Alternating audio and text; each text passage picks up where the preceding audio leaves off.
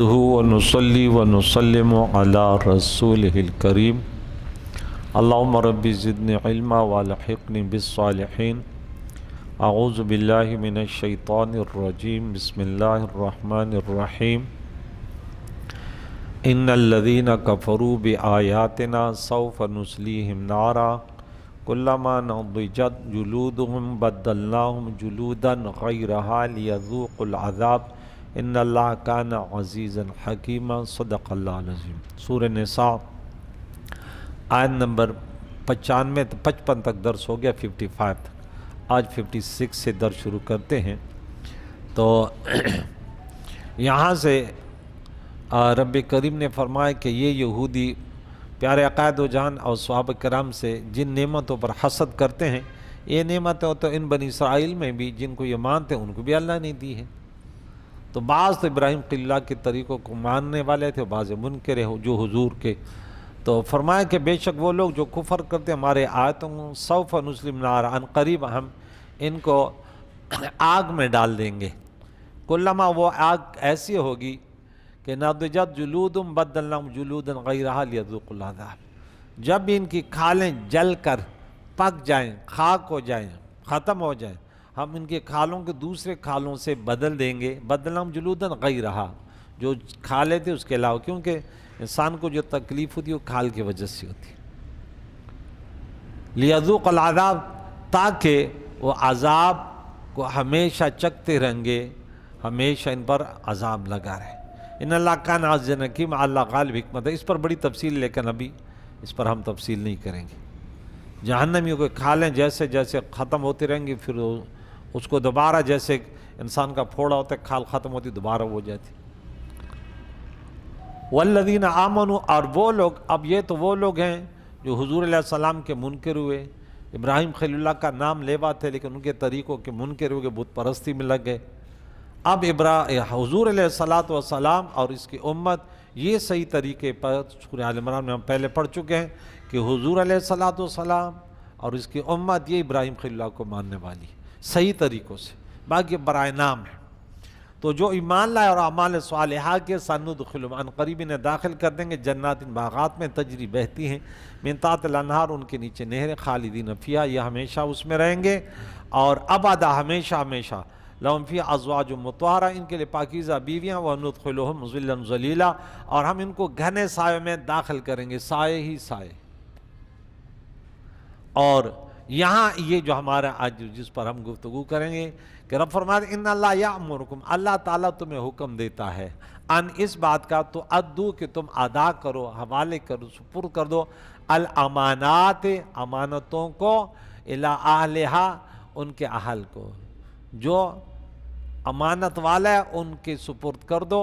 وَإِذَا حَكَمْتُمْ، جو فیصلہ کرو تم بین الناس، لوگوں کے درمیان، تو ان تحکموا بالعدل، انصاف سے کام کرو، انصاف سے فیصلہ کرو۔ ان اللہ نعم ما یعظکم بہ، بے شک اللہ تمہیں کیسے اچھی نصیحت فرماتا ہے۔ ان اللہ کان سمیعا بصیرا، بے شک اللہ تعالیٰ دیکھنے والا بھی ہے، بصیرہ، اور سننے والا بھی ہے، تمہارے اعمال اللہ پر مخفی نہیں ہے۔ یہاں دیکھیں امانتوں کے متعلق ہم چند باتیں کرتے ہیں کہ اس میں ہم بہت زیادہ گرفتار ہیں۔ اللہ تعالیٰ ہم کو اور سامعین کو سننے کی توفیق عطا فرمائے کہ قرآن مجید فرقان حمید میں رب کریم نے سورہ بقرہ میں فرمایا کہ فَإِنَّ مِنَ بَعْضِكُمْ بَعْضًا فَلْيُؤَدِّ الَّذِي اؤْتُمِنَ أَمَانَتَهُ وَلْيَتَّقِ اللَّهَ رَبَّهُ، پس اگر تم میں سے ایک کو دوسرے پر اعتبار ہو تو جس پر اعتبار کیا گیا ہے اسے چاہیے کہ وہ اس کی امانت ادا کر دے اور اللہ سے ڈرے جو اس کا رب ہے۔ پھر فرمایا یا ایھا الذین، سورہ انفال میں آیت نمبر 67 میں، یا ایھا الذین آمنوا لا تخونوا اللہ والرسول، تم خیانت نہ کرو اللہ اور اللہ کے رسول سے، وتخونوا اماناتکم، اور اپنی امانتوں میں بھی خیانت نہ کرو، وانتم تعلمون، تم جانتے ہو۔ والذین هم لاماناتهم وعہدہم راعون، جنتیوں کا ذکر آیا سورہ مومنون میں، ان کے مختلف اوصاف، ایک اس میں یہ ہے کہ وہ اپنے امانتوں کی رعایت کرتے، اپنی امانتوں کی حفاظت کرتے ہیں، چند احادیث اس پر پہلے آپ کو بتا دوں. ابو ہریرہ رضی اللہ تعالیٰ عنہ جو امام بخاری سے یہ روایت نقل کرتے ہیں کہ جب اللہ کے نبی نے فرمایا جب امانت ضائع کر دی جائے تو قیامت کا انتظار کرو. سائل نے پوچھا امانت کیسے ضائع ہوگی؟ آپ نے فرمایا جب کوئی منصب کسی نااہل کے سپرد کی جائے تو وہ قیامت کا انتظار. اب آپ دیکھیں ہمارے ہاں 99% یہ باتیں چل رہی ہیں کہ نااہل لوگ جو ہے وہ ایسی چیزوں یعنی وہ اب مثال کے طور پہ ممبروں میں وہ لوگ بیٹھے ہیں کہ وہ دنیا پرست ہیں، انہوں نے نہ پڑھا ہے نہ پڑھانا آتا ہے، لیکن عوام کو گمراہ کرنے کے لیے، ان کو ورغلانے کے لیے پورے دین کا، ہمیں خود اس بارے میں دین کا ستیہ ناش کر دیا، شریعت کو بگاڑ کے رکھ دیا انہوں نے. اب عوام بھی اب وہ ایک شیخ القرآن شیخ الحدیث کی بات سنتے ہیں نا، وہ کہتے ہیں نہیں بھائی یہ مولوی نہیں ہے، مولوی تو وہ ہے جو اس طرح تقریریں کرتے ہیں. ہم نے بڑی عورتوں کے نظریات خراب، مردوں کے خراب، چند چیزیں جو انہوں نے سیکھیں جو دین کی بنیاد وہ چیزوں سے ہٹ کر ہے، اور انہوں نے یہ باور کروایا کہ نجات کا یہی ذریعہ ہے. بس بدعات، خرافات، من گھڑت چیزیں، وہ اس کو ان کے یعنی فرائض سے بھی بڑھ کر ان کا اہتمام کرتے ہیں. فرق مراتب نہ کو زندیق باشد، زندیق بن گئے. لیکن کیونکہ اب انہوں نے ذہن بنا دے کہ ایسے مولیوں سے بچتے رہو، اس پر فتوے پھر لگ جاتے. یہ دیکھیں تو حضور نے فرمایا کہ جب کوئی منصب کسی نااہل کے سپرد کر جائے تو لازمہ ڈرائیور نہیں اس کی گاڑی حوالے کر دو تو ایکسیڈنٹ تو ہوگا. دین کا آپ نے ممبر پر وہ بٹھایا کہ حضور وہ کہتے ہیں آواز اچھی ہو، سبحان اللہ کی آواز آتی ہے، وہ پوچھتے نہیں ہیں کہ بھائی آپ اس امام کے پیچھے بات کر رہے ہیں، آپ کس سے پوچھیں کیوں بات کر رہے ہو؟ آپ کو پتا ہے کہ ایک پڑھا لکھا امام ہے، کیوں اس کے پیچھے بکواس کرتے ہو؟ جس کی بات تو کر رہا ہے ارے وہ صرف دکاندار ہے. یہ میں جن کو جانتا ہوں ان کی بات کرتا ہوں. وہ کہتے ہیں ہمیں دکاندار چاہیے کیونکہ ہیرونی کو تو ہیرونی چاہیے، ہر انسان کو ایسا چاہیے جو اس کا کام چلائے نا. وہ کہتے ہیں میرا بھی نظریہ خراب ہے لیکن وہ ہمیں چاہیے جو ہمیں کہہ دے بس تو صحیح ہے، تو صرف مجھے پیسے دیتے رہیے. آگے دیکھیں ایک اور حدیث سنا دوں. ابو ہریرہ رضی اللہ بیان کرتے ہیں کہ رسول اللہ نے فرمایا جو تمہارے پاس امانت رکھے اس کی امانت ادا کرو، جو تمہارے ساتھ خیانت کرے اس کے ساتھ خیانت نہ کرو. تمہیں خیانت کرنے کی ضرورت، یہ بھی شائستہ ابو داؤد کی حدیث ہے اور ترمذی وغیرہ بہت ساری کتابوں کے لے کے حوالے میں نہیں بیان کرتا. اب وہ حضرت جابر بن عبداللہ رضی اللہ بیان کرتے ہیں کہ رسول اللہ صلی اللہ علیہ وسلم نے فرمایا مجالس کی گفتگو امانت ہوتی ہے، ہاں ماں سوائے اس کے کہ کسی کا ناجائز خون اب ہم ایک جگہ بیٹھے ہوئے تھے، ہم نے باتیں کی تو اس باتوں کو آپ نہیں پھیلا سکتے سوائے اس کے کہ ہم نے کوئی ایسے سازش کی بات کی کہ ہم اس شخص کے خلاف یہ کرنے والے ہیں اور یہ اس مجلس میں تھا تو یہ اب امانت نہیں ہے، بلکہ اس کو چاہیے کہ اس کو اطلاع دے دے. کیوں کہ یہ تو کسی کی جان مال بچانا امانت المجا، یہ حضور کا فرمان ہے کہ مجالے جو ہے امانت تو لیکن ضرور یہ ہو کہ وہ دین کے مطابق ہو. آگے ایک اور حدیث آپ کو سنا دوں. حضرت عبادہ بن صامت رضی اللہ بیان کرتے ہیں کہ رسول اللہ صلی اللہ علیہ وسلم نے فرمایا تم مجھے 6 چیزوں کی ضمانت دو میں تم کو جنت کی ضمانت دیتا ہوں. اب ہر انسان کو آپ کو سوچنا چاہیے کہ کیا میں ان چیزوں کی ضمانت دے سکتا ہوں یا نہیں دے سکتا. ہم رسول اللہ کے جنت رسول، لیکن ہم حضور کے، لیکن حضور نے بتایا جنت تو تمہیں ملے گی لیکن اگر ان چیزوں کی ضمانت دیتے ہو تو وہ کون سی بات ہے؟ چلیے سنتے ہیں.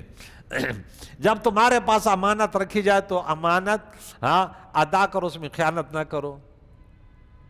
یہ بات اب بعد میں آئے گی کہ وہ اب بولے میرے پاس تو کسی نے پیسے نہیں رکھے. ارے تمہارے پاس بہت زیادہ امانتیں ہیں، یہ زبان ہے، یہ آنکھیں، یہ دماغ ہے، یہ اعضاء ہے، یہ پیسہ ہے، یہ اختیارات ہے، یہ رات یہ دن ہے، یہ پوری کی پوری امانتیں ہیں. ہاں جب تم وعدہ کرو تو اس کو پورا کرو، یہ بھی ایک امانت ہے. جب تم بات کرو تو سچ بولو اور اپنی شرمگاہوں کی حفاظت کرو. اور 5ویں بات اپنی نظریں نیچے رکھو. سورہ نور سورہ نمبر 24 آیت نمبر 30 پر عمل کرو. وَقُلْ لِلْمُؤْمِنِينَ يَغُضُّوا مِنْ أَبْصَارِهِمْ، اور عورتیں 31 نمبر پر عمل کرے. وَقُلْ لِلْمُؤْمِنَاتِ يَغْضُضْنَ مِنْ أَبْصَارِهِنَّ. کوئی کرتا ہے؟ صحیح بتاؤ. ہر کوئی بس بلی کی طرح، جیسے بلی چوہے کے تلاش میں، شکرا جو ہے نا کسی پرندے کے تلاش میں. بس اللہ کی امان، ہم اس کراچی کے شہر والے ہیں کہ ہمارے مرد کیا ان کی شکار ہوتی ہے، کیا کتنی حفاظت کرتے ہیں، کیونکہ وہ درس قرآن نہیں سنتے. تو پتہ چلے گا کہ تو نے درس نہیں سنا، یہ بھی زنا کی قسم ہے، اور تیرے آنکھوں میں پگھلا ہوا سیسا ڈال دیا جائے گا. ایمان کی حلاوت چھینی جاتی ہے جب تو شہوت کی نظریں کسی کی بیٹی پر بہن پر کرتے ہو. لیکن پتہ نہیں ہے نا، آج برائے نام مسلمان ہے بس. اور آخری بات کہی کہ کسی کے سامنے ہاتھ نہیں پھیلا. آج سب سے زیادہ میں نے جو لوگوں کو دیکھا، ٹھیک ہے چندہ بھی کرنا جائز ہے، لیکن چندے کا یہ مقصد نہیں ہے جو بات مولویوں نے بنا رکھا. بھائی ہم تو چھوٹے تھے نا، بڑے ہو گئے، بوڑھے ہو گئے بھی، لیکن یہ کبھی نہیں کیا کہ چندہ، اے یونس بھائی چندہ دینا. یہ کون سا طریقہ ہے بھائی، کہ تم نے تو بالکل بس رات دن یہی ہے کہ بس وہ امام سے بزر اعلان کر. بھیا کیا تم صرف مدرسے چلا رہے ہو؟ جہاں کام کرو ڈٹ کے کام کرو، لوگ خود بخود تمہیں جو ہے نا تمہاری مدد کریں گے. ہم مدرسے چلا رہے نہیں چلا رہے، اس کے علاقے میں ہم سے زیادہ بڑھ کر کوئی بچیوں کی کوئی بھی نہیں کرتا، لیکن بھی کبھی نہیں مانگا.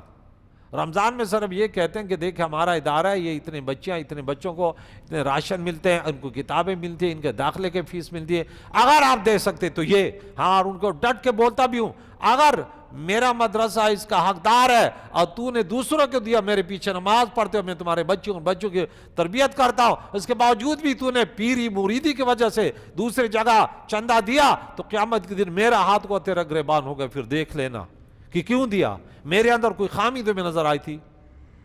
میرے اندر کوئی چوری تمہیں نظر آئی تھی؟ کیوں نہیں دیا تمہیں؟ تم پھر قواریات پر، دکانداری پہ لگے ہوئے تھے. انسان کو چاہیے سب سے پہلے الحق للقریب، کہ یہ شخص صحیح کام کر رہا ہے، ان کے لیے بھاگ دوڑ کرنی چاہیے. میں ان لوگوں کو جانتا ہوں کہ جو اب وہ تو چھوڑیں تعاون کرنے، جو اس اداروں سے جو ہم چلا رہے ہیں ان سے مدد کرنے والوں کے بعد جاتے کہتے ان کی مدد نہیں کرو. کیوں؟ بولے یہ سچ بولتا ہے. یہ بات تو خیر وہ نہیں کہتا، لیکن وجہ اس کو ہوتی ہے، یہ گٹکا خور کو گٹکا خور، اور نسوار خور کو نسوار خور، بے نمازی کو ٹھکانے پہنچاتا ہے حرام خور، اور والدین کے نافرمان کی کھال اتار کے رکھتا ہے. کہ تو کون سی غلط فہمی میں ہے؟ تم جعلی پیروں کے بس میں آگے کہ بس میرا مرید ہو گیا تو انا للہ. بھائی پیر کسی کو نہیں کہتا کہ میرا مرید بن جا، میں جانوں میرا کام. یہ سب سے زیادہ طاقت اللہ کے بندوں میں. نبی کے پاس کس کوئی صحیح حدیث ایسے سنا دے کہ نبی نے فرمایا میں جانوں میرا کام جانے، بس تو مجھے مان لو. نہیں بھائی، اللہ کو واحد لا شریک مانو. اللہ کے نبی نے فرمایا میری اطاعت کرو، میں یہ تو اللہ والرسول، یہ قرآن کہتا ہے، تب تمہیں جا کے جنت ملے گی. تم نے تماشا بنا رکھا، اب نہیں میں فلاں کا مرید ہوں، اس نے بولا میں جانوں میرا کام جانے. گٹکے بھی کھاؤ، بدکاری بھی کرو، شرابیاں بھی پیو، نماز میں نہیں آتی تو کہے کا مسلمان. مسلمانوں کے نام پہ تو دھبا ہے. نماز تیری وجہ سے اسلام جو ہے نا بدنام ہے. بدکاریاں بچوں سے کر رہا ہے. کون سا کام تمہارا انسانیت ہے؟ چوریاں ڈکیتیاں تو کر رہا ہے. کون ڈکیتیاں کر رہی ہے ہمارے شہر کراچی میں؟ بتاؤ کون کرتا ہے؟ ہندو کرتا ہے یا یہودی؟ صحیح سے بتانا. مسلمان کرتا ہے نا. تو مسلمان تو اس کو کہتا ہے جو دوسروں کے مال و جان و عزت و ابرو کا محافظ ہو، اس کو مسلمان کہتے ہیں. مسلمان کا معنی یہ ہے خود بھی امن سے رہتے ہو، دوسروں کو امن دینے والا ہوتا ہے. جان تو دے دیتا ہے، دوسروں کے بھوکوں کو کھانا کھلاتا ہے. آج میں درد بخاری میں یا مسلم شریف میں درد دے رہا تھا، اس میں یہ وَيُؤْثِرُونَ عَلَىٰ أَنفُسِهِمْ وَلَوْ كَانَ بِهِمْ خَصَاصَةٌ، یہ وہ آئی میرے خیال بخاری شریف میں، کہ صحابہ کی شان کہ خود بھوکے رہ کر ابو طلحہ رضی اللہ عنہ کا واقعہ سنا ہے آج. تو میں نے بولا دیکھیں یہ تھے صحابہ جن کے خلاف آج جہنمی بکواس کرتے ہیں. صحابہ کے خلاف بکواس کرتے ہیں. صحابہ وہ تھے خود بھوکے سوئے، بولا میں مہمان کو لاؤں گا، تو جو ہے نا چراغ کو صحیح کرتے بجھا دینا، اور پھر ہم ایسے ہاتھ اللہ ملائیں گے، ہلائیں گے، ہم بولیں گے وہ سمجھے گے کہ کھانا کھا رہے ہیں اور مہمان کھا لے گا. ارے خود بچوں کو بھوکا سلایا، خود بھوکے سوئے، اور سب جب گئے تو حضور مسکرا رہے ہیں. ارے تمہارا واقعہ تو عرش والے نے مان کر اے میرے نبی تیرے سچے غلام دیکھے. ارے یہ ہے مسلمان جس نے دنیا میں جھنڈا اسلام لہرایا تھا، جنہوں نے غیروں کو زیر کیا تھا. وہ بھوکے پیٹ کے ساتھ پتھر باندھے حرام کے طرف نہیں بڑھے. ہماری کون سی بات؟ یہ 6 باتوں پر عمل کرو. آگے چل جا برا بیان کرتے ہیں. رسول اللہ صلی اللہ علیہ وسلم نے فرمایا اس امت میں سے جو چیز سب سے پہلے اٹھائی جائے گی وہ حیا اور امانت ہے, دونوں نہیں ہیں. بے حیا عورتیں کیسے لباس پہنتی ہیں. ایک واقعہ میں نے کل سنا, تو ایک عورت نے بولا میری شرط یہ میں نکاح کروں گی اس سے جو مجھے پردے سے رکھے. ایک شخص نے بولا میں کرتا ہوں نکاح. ٹھیک ہے, نکاح ہو گیا. عورت گھر میں آئی, پردہ دیا, سب کچھ ہوا. سال 1.5 سال گزر گیا, اللہ نے بیٹا دیا. پھر شوہر نے بولا کہ دیکھیں میں کھیت میں کام کرتا ہوں, تو ایسے کرنا, میں آنا جانا میرے لیے مشکل ہے. اب بیٹا بھی اللہ نے دیا, اس کی بھی ذمہ داری آئی, تو کھانا وہ اس میں لے آنا, کھیت میں لے آنا, میرا ٹائم بچ جائے گا. تو وہ کھانا لے کے جاتی. تو اس نے بولا دیکھیں پہلے تو یہ وعدہ کیا لیکن شوہر ہے کیا کریں, اب مجبوری ہے, تو یہ کھانا لے جاتی تھی. پھر اللہ نے دوسرا بیٹا دیا, پھر تیسرا بیٹا دیا. دن بدن اس کے وہ جو ہے نا مشاغل بڑھ رہے ہیں. آخر کار اس نے بولا نہیں, اب ہمارے 3 بیٹے ہو گئے, اب تو ہمارے ساتھ کام بھی کرنا ہے, میں اکیلے کام نہیں کر سکتا. اس نے بولا ٹھیک ہے. بولا یہ تو بات کی تھی لیکن اب یہ نہیں مانا تو کیا کروں, مجبوری ہے. تو ایک دن شوہر نے بولا کہ میں نے تو تم سے وعدہ کیا تھا کہ تو نے یہ وعدہ لیا تھا کہ مجھے جو ہے نا پردے میں رکھنا, اور تو آج تو میرے پاس کھانا بھی لاتی ہے اور وہاں کام بھی کرتی ہے, یہ بھی کرتی ہے, یہ بھی کرتی ہے, یہ کیا ہوا. بولا بس مجبوری تھی, لیکن اس کا رزلٹ کیا میں آپ کو دکھاؤں کہ میں نے کیوں ایسے مطالبے کیے. بولا ہاں دکھا دیں. بولا تو کمرے میں ذرا اندھیرے میں بیٹھ جا, میں ابھی تمہیں دکھاتی کہ رزلٹ کیا ہوتا ہے اس کا. جو عورتیں پردہ نہیں کرتی ان کا رزلٹ کیا ہوتا ہے, ان شوہروں کو بھی کہ تو بیوی کو ایسے کھلا رہا ہے پلا رہا ہے, اور تو میں اندر وہ نہیں ہے کہ میں مسلمان ہوں. مسلمانوں کی بیویاں کیسے ہوتی ہیں. تو ایک بڑا بیٹا آیا جو اس حالت میں ہوا تھا کہ بالکل گھر میں ہی رہتی تھی. بولا وہ بیٹے آپ کے ابو نے آج مجھے صحیح پٹائی کی, مجھے جو ہے نا گالیاں دی, یہ کیا. اس نے بولا امی ٹھیک ہے یہ گھر میں ہے, ایسے معاملات آتے رہتے ہیں, لیکن وہ جو ہے وہ آپ سے محبت بھی ہمارا ابو بہت کرتا ہے, کوئی بات نہیں ہے, ایسے ہوتا رہتا ہے گھر میں. چلا گیا. دوسرا بیٹا آیا, یہ تھوڑی سی گھر سے نکلی تھی نا, تو اس کو بولا بیٹے تمہارے ابو نے تو آج میرے ساتھ لڑائی کی, مجھے گالیاں دی, مجھے مارا. بولا اچھا ان کی ایسی تیسی. ہاں اچھا نہیں کیا اس نے ساتھ یعنی تسلی نہیں دی بلکہ دھمکی دی. اور پھر تیسرا آیا, یہ وہ بیٹا تھا, ہاں یہ تو صرف راستے میں آنے جانے والا دوسرا بیٹا تھا نا. اب تیسرا یہ تب ہوا تھا کہ جب وہ کھیتوں میں کام کرنے لگی. جب وہ آیا بولا بیٹے تمہارے ابو نے آج میری پٹائی کی. وہ اندر سن رہے کہ کیا ہو رہا ہے. بولا اچھا, گالیاں دی, یہ کیا. بولا ڈنڈا اٹھا. بولا جائے گا کہاں, اب بھی میں ان کا وہ کرتا ہوں, دیکھتا ہوں ابھی, ہاں بچ کے کہاں جائے گا. تو جب وہ نکلے نا, ایک بیٹا ایسے نکلا, دوسرے ویسے شور کیا, تیسرے بولا ابھی میں اس کا سر توڑ کے آتا ہوں, دیکھ لینا. تو بولا اب آ جا. بولا دیکھ پہلا بیٹا کیسے اس نے ایک بات تک نہیں کی, یہ اس حالت میں دنیا میں آیا تھا کہ میں بالکل پردیسی تھی. دوسرے نے تھوڑی بات کی تو میں صرف راستے سے آپ کے پاس کھانا لے کر.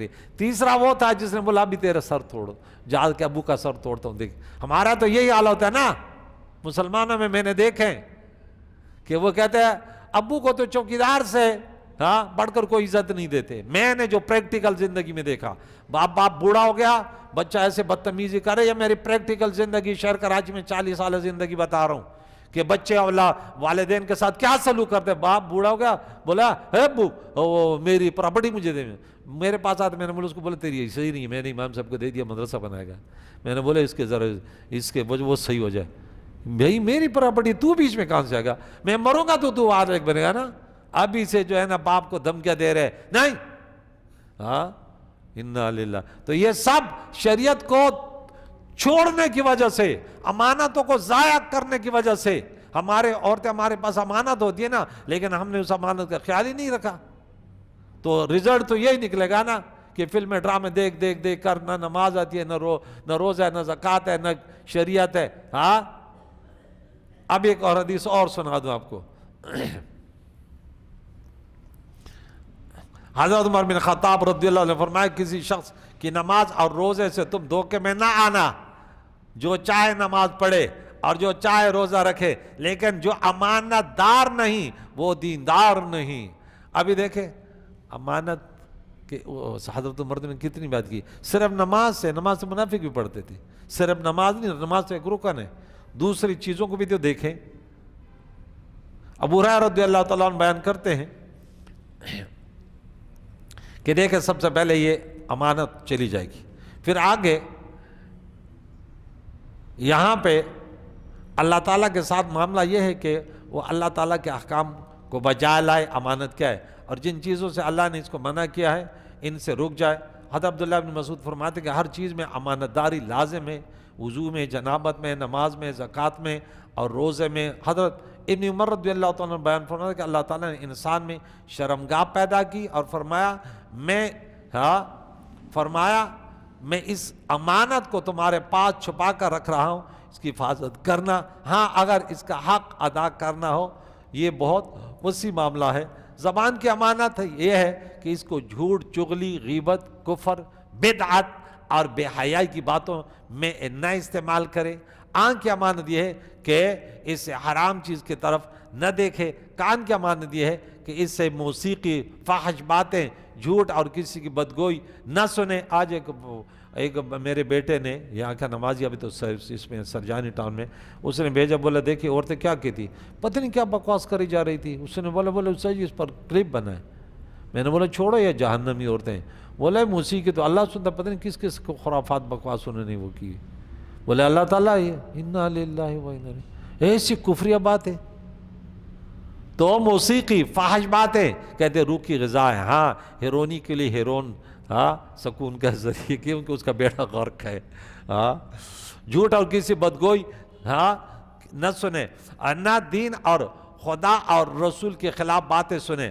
ہاتھوں کی امانت یہ ہے کہ ان سے چوری، ڈاکہ، قتل، ظلم اور کوئی ناجائز کام نہ کرے۔ منہ میں لقمہ حرام نہ ڈالے۔ اور پیروں کی امانت یہ ہے کہ جہاں جانے سے اللہ تعالیٰ نے منع کیا وہاں نہ جائے، اور تمام اعضاء سے وہی کام لے جن کاموں کے کرنے کا اللہ تعالیٰ نے حکم دیا ہے۔